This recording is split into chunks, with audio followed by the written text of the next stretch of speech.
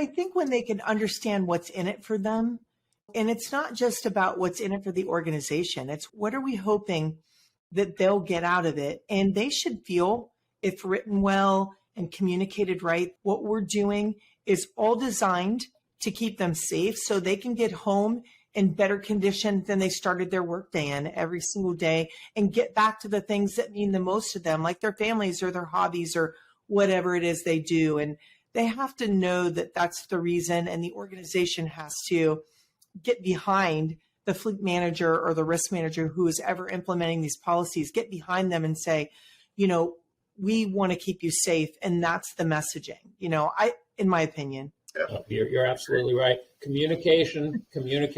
Yeah. Communication. Absolutely. And that's on all levels. Yeah. So the last point I wanted to bring up, we want our drivers to be safe and understand policy. If they can't follow the policy, there has to be corrective action, right? We need to be able to change the behavior through corrective action. But those guidelines need to be consistent, right? Yeah. Again, you can't make up corrective action as you go. It has to be understood, and everybody needs to know what's going to happen if you don't follow the policy. Right. From the litigation perspective, the only thing worse than not having a policy is not following it and doing what is said in the policy.